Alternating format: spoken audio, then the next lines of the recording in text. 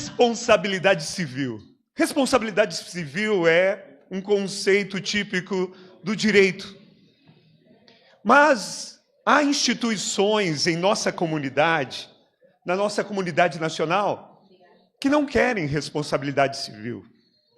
Todo mundo, toda entidade, PJ, todo CPF é responsável por suas ações e omissões. Mas existem determinadas entidades em nossa sociedade que não querem ter essas responsabilidades.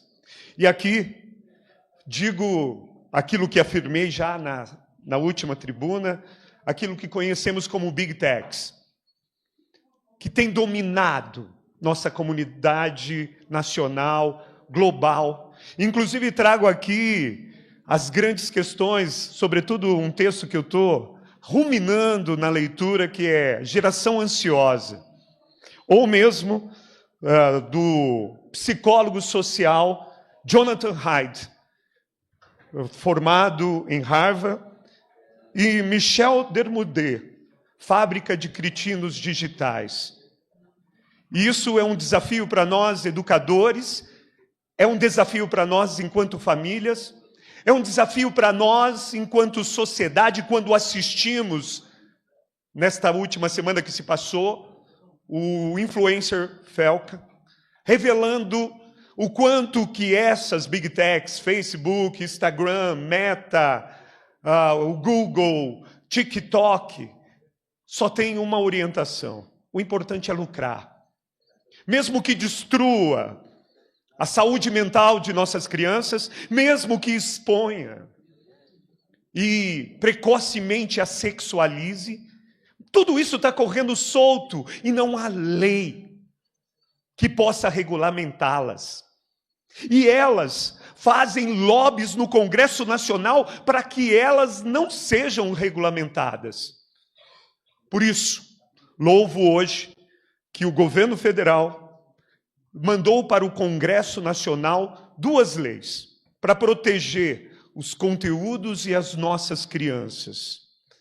É necessário dar e obrigar que aquelas que só obtêm lucros, e lucros nas custas de saúde mental, na ansiedade que se tornou crônica em nossas crianças. Em 2010, querida secretária Cida, com os dados que aqui trazem, os índices de crianças jovens com ansiedade era cerca de 10%. De repente, em 2021, já era de 30%. Em razão de uma impotência, de razão desse assédio, daquilo que chamamos de economia da atenção, que nós, enquanto adultos, somos também, quando perdemos boa parte do nosso tempo que poderíamos estar sendo produtivos, somos seduzidos a passar a nossa timeline, e quando vemos, o tempo se foi, e aonde o tempo é perdido diante desse vazio? A ansiedade, a depressão, o aumento de suicídio entre jovens e crianças. Portanto, eu louvo esse momento e que nós possamos fazer forças aqui para que o Congresso Nacional, onde há algumas parcelas que não querem enfrentar o debate democrático à luz do dia, porque regular as Big Techs significa você não poder mais espalhar mentiras. Significa você não poder mais usar a imagem de alguém e manipular numa inteligência artificial, fazer passar como se tivesse dado aquela mensagem. O que certamente há de refrigerar, reciclar por demais a nossa política. É importante a política quando os debates acontecem. Assim, ao sol do meio-dia, cada um defende as suas posições diante da sociedade. Mas essas Big Techs, elas não querem se responsabilizar. Imagine uma sociedade calcada na mentira, professora Elizabeth. A gente pode confiar em alguém? Quando a mentira se difunde e ela corre 6 vezes mais rápido do que a verdade, a própria sociedade desfalece. E não adianta a gente cobrar das famílias. As famílias também estão vulneráveis a tudo isso. Nós entramos numa sala de aula hoje, a didática é não pedir para os alunos lerem. É filminho, é videozinho, uma didática, vamos jogar papo para o ar, porque, e ainda assim nós, enquanto professores, somos torturados por um secretário da educação que quer tirar números para apresentar para a sociedade, mas nós estamos com um problema muito mais sério. Nossas crianças não aprendem, porque desde cedo elas recebem um celular, e isso inibe a sua capacidade de fazer conexões e sinapses cerebrais. Aquilo que nós antes fazíamos pulando, brincando, subindo em árvores. Sim, porque o nosso cérebro, ele se mobiliza com o nosso corpo. Mas quando estamos inertes diante de uma tela, tudo isso fragiliza. E isso estamos sentindo. Estamos sentindo na sala de aula, estamos sentindo nas nossas famílias. Hoje a gente tem o medo de deixar as crianças para fora, mas o grande perigo, muitas vezes, é quando elas estão trancadas dentro dos seus quartos. E lá, o mundo subterrâneo as alicia, as arranca da percepção de uma vida. Portanto, geração ansiosa, eles não são ansiosos porque eles são. Existe um mundo que usa de um mecanismo para sê-los, para que eles sejam. Eles são produzidos para isso. Desmourdet, ele fala, nós estamos diante de uma geração que tem menos inteligência que seus pais. Por quê? Não, essa geração não é culpada disso. Talvez nós sejamos, que deixamos estas que ganham, que são as empresas mais lucrativas do mundo. Não é mais o petróleo, são os dados. Destruindo o futuro de nossas crianças, destruindo a nossa democracia. Portanto, louvo aqui essa iniciativa e que possamos fazer um esforço para que o Congresso Nacional aprove o mais rápido e consiga fazer com que estas maiorias Big Techs são internacionais, não são daqui, mas lucram gigantescamente aqui, nos joguinhos, na economia da atenção. É necessário da nossa sociedade dizer não e responsabilizá-las e tomarmos a rédea de uma civilização em que possa proteger o futuro das nossas crianças. E quando pensamos em proteger futuro, venho insistir aqui, passei um vídeo nas minhas redes falando da necessidade de subsídios tributários ambientais, e alguns disseram, não, é compensação. Não, compensação você dá uma vez e não dá nunca mais. Nós estamos sofrendo aqui, precisamos de orçamento. Sim, precisamos fiscalizar melhor algumas partes do nosso orçamento para que ele possa suprir, mas é desafiador. E aqui usei da comparação. O agronegócio que manda soja, que muitas vezes destrói floresta para gerar boi. Sim, queridos cidadãos, cidadãs, nós temos mais cabeça de boi no Brasil do que gente. 218 milhões de cabeça de bois. E nós temos 203 milhões, segundo o IBGE.